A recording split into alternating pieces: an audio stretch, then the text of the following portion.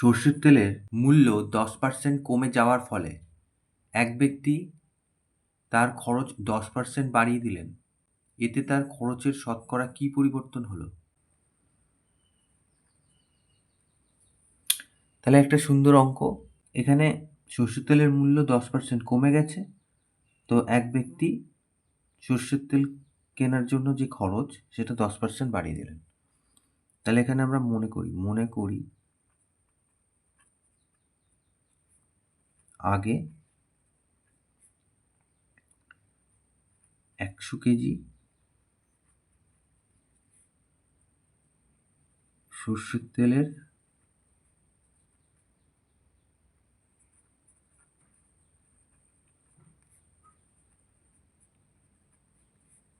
মূল্য ছিল 100 টাকা।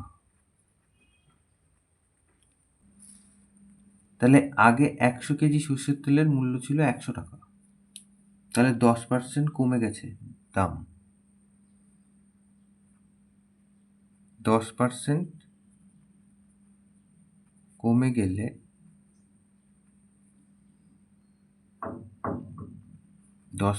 দাম কমে গেলে এখন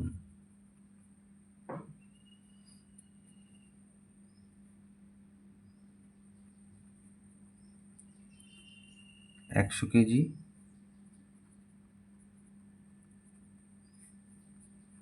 সর্ষের তেলের দাম, তাহলে 10% মানে 100-তে 10, তাহলে 100-তে 10 কমে গেছে।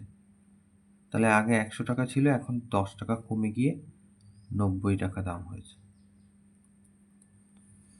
এখন ব্যক্তি তার খরচ 10% বাড়িয়ে দিয়েছে, মানে সর্ষের তেলের ব্যবহারের খরচ।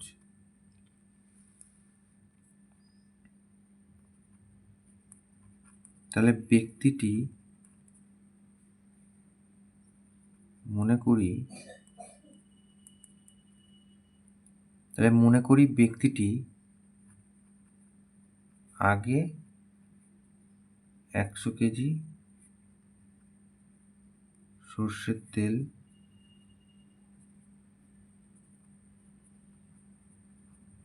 ব্যবহার করতেন,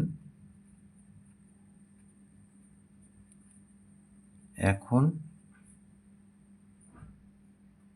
10% সর্ষের তেলের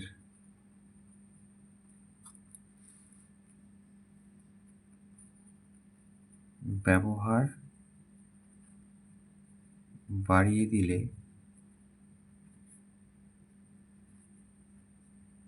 এখন সর্ষের তেল ব্যবহার করেন। তাহলে 10% মানে 100-তে 10 বাড়িয়ে দিয়েছেন, তাহলে 100 + 10, তার মানে 110 কেজি। তার মানে তিনি 100 কেজি তেল ব্যবহার করতেন আগে, এখন ব্যবহার করেন 110 কেজি।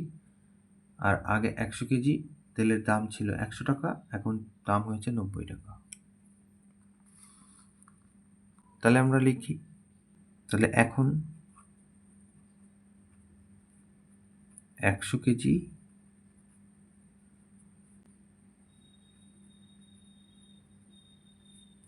সর্ষের তেলের দাম 90 টাকা।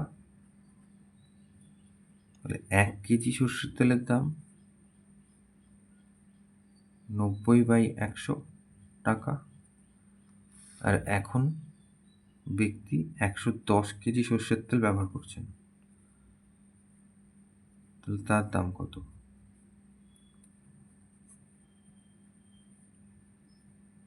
কাটাকুটি করি,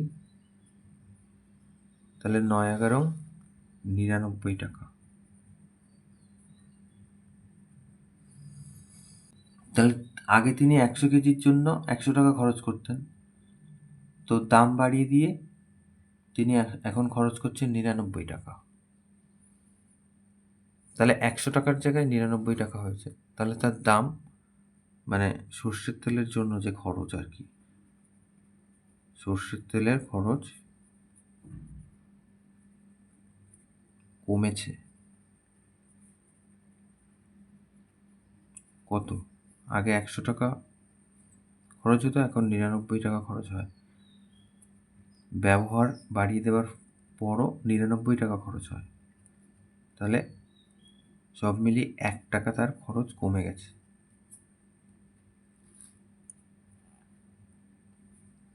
তাহলে অতএব সর্ষের তেলের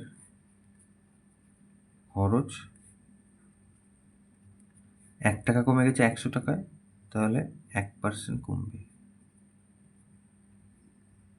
এটা উত্তর।